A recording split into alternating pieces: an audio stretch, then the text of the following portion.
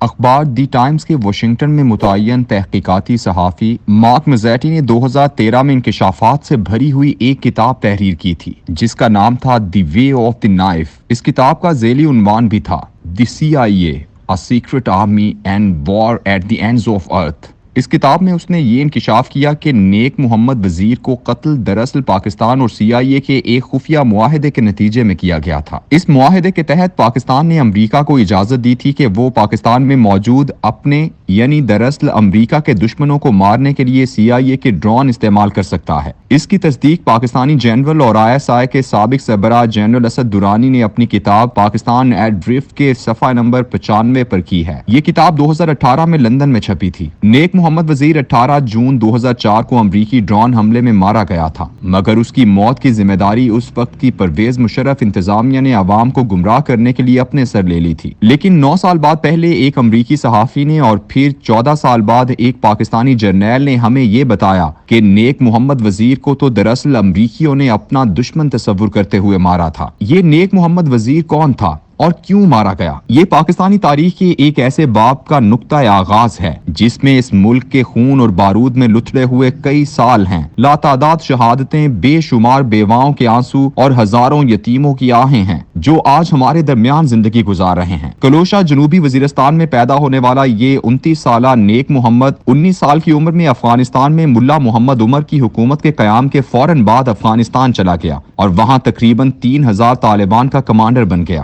جیسے ہی اکتوبر 2001 میں امریکی افغانستان میں داخل ہوئے تو وہ واپس وانا وزیرستان آ گیا۔ ان دنوں امریکہ پاکستان سمیت اپنے 48 اتحادیوں کے ساتھ افغانستان پر اپنا قبضہ مستحکم کرنے میں مصروف تھا۔ اپریل 2004 کی وہ رپورٹ جو امریکہ پاکستان تعلقات پر مبنی تھی اور جو امریکی کانگریس کے سامنے پیش ہوئی، اس کے مطابق پاکستان نے افغانستان کی سرحد پر 1,75,000 فوجی تعینات کر دیے تھے تاکہ افغانستان سے بھاگنے والوں کو پکڑ کر امریکیوں کے حوالے کیا جائے۔ یہی رپورٹ بتاتی ہے کہ پاکستان نے 442 مشتبہ افراد کو پکڑا جن میں سے 346 کو امریکہ کے حوالے کیا گیا۔ نیک محمد وزیر پر یہ الزام تھا کہ وہ اپنے علاقے میں افغانستان سے بھاگ کر آنے والوں کو پناہ دینے میں مدد کرتا ہے۔ اس نے اپنی ایک تنظیم جیش القبا الجہادی السرائے عالمی کے نام سے بھی بنا لی۔ پاکستان امریکیوں کے ساتھ مل کر اس وقت وزیرستان کے علاقے میں القاعدہ کے چھپے ہوئے افراد کو تلاش کر رہا تھا اور وہاں پر رہنے والے ہر شخص کو سہولت کار سمجھا جاتا تھا۔ ایسے میں افواج پاکستان کے corps commander Peshawar lieutenant general Muhammad Safdar نے امن قائم کرنے کے لیے ایک اہم قدم اٹھایا اور نیک محمد کے ساتھ امن معاہدہ کر لیا۔ اس امن معاہدے سے قبل 16 مارچ 2004 سے 23 مارچ 2004 تک ایک 7 روزہ مشہور مارکا بھی برپا ہو چکا تھا جسے امریکی وانا کی جنگ کہتے ہیں۔ امریکی بتاتے تھے کہ یہ جنگ ایمن الظواہری کی قیادت میں افواج پاکستان کے ساتھ لڑی جاتی رہی، لیکن کئی ماہ بعد ISPR نے بتایا کہ دراصل وہاں تو ازبک لیڈر طاہر یلدشیف چھپا ہوا تھا۔ طاہر کے بارے میں بعد میں عالمی میڈیا میں یہ خبریں آئیں کہ اسے امریکی خود نکال کر لے گئے تھے کیونکہ وہ اسے اپنا اثاثہ سمجھتے تھے۔ اپریل 2004 میں معاہدہ ہوا اور نیک محمد کی تصاویر دنیا بھر کے اخبارات میں ایسے شائع ہوئیں جیسے چیک ویرا کی بغاوت تسلیم کر لی گئی ہو۔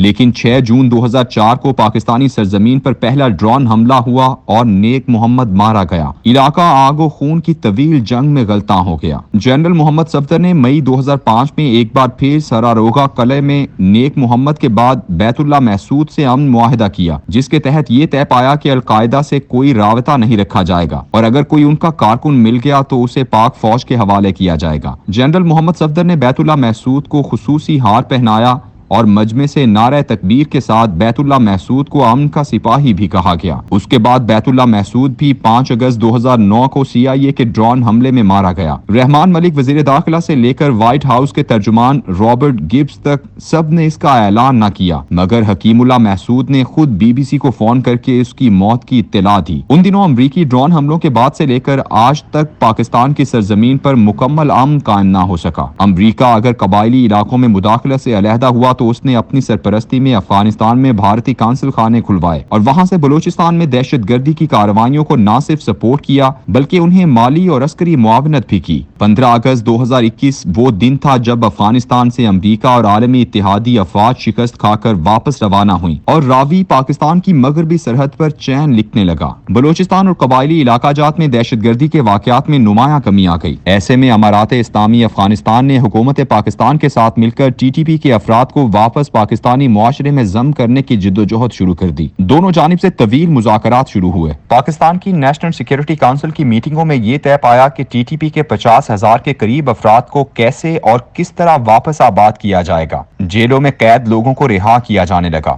اور مقدمات واپس ہونا شروع ہو گئے۔ صرف ایک معاملہ ایسا تھا جس پر مذاکرات خاصے الجھ گئے تھے۔ ٹی ٹی پی کے افراد اپنے ساتھ اسلحہ لانا چاہتے تھے کیونکہ وہ سمجھتے تھے کہ پاکستان میں ان کو لاتعداد قبائلی زعماء سے خطرہ ہے، لیکن حکومت پاکستان کا موقف یہ تھا کہ اس طرح حالات مزید بگڑ سکتے ہیں۔ یہ معاملہ گفت و شنید کے مرحلے میں تھا۔ ایک اچھی بات یہ بھی تھی کہ عمران خان حکومت اور پھر پی ڈی ایم کی حکومت کے دوران بھی یہ مذاکرات مسلسل جاری رہے۔ پاکستان کا وفد مذاکرات کے سلسلے میں اس وقت کابل میں تھا کہ جب 31 جولائی 2022 کو کابل شہر پر میسائل حملہ ہوا اور ایک اطلاع کے مطابق ایمن الظواہری مارا گیا۔ طالبان حکومت نے فوراً پاکستانی حکومت سے مطالبہ کیا کہ وہ اس بات سے انکار کرے کہ امریکہ نے اس کی فضائی حدود استعمال نہیں کی ہے۔ جواب گو مگو میں دیا گیا اور کوئی واضح بات نہ کی گئی۔ اس کے بعد پاکستانی وفد اگست 2022 میں ناکام واپس آ گیا اور امن کی تمام راہیں بالکل ویسے ہی ایک امریکی میسائل نے مسدود کر دیں جیسے 2004 اور 2009 میں امریکی ڈرونز نے پاکستان کو آگ اور خون کے سمندر میں پھینک دیا تھا۔ کیا اب بھی ایسا ہونے جا رہا ہے؟ پشاور کا دھماکہ کس نے کرایا ہے؟ طالبان نے تو ذمہ داری قبول نہیں کی، تو پھر کون ہے جو کبھی ڈرونز، کبھی میسائل اور کبھی اپنے پالتو دہشت گردوں کے ذریعے ہمارا سکون برباد کرتا ہے؟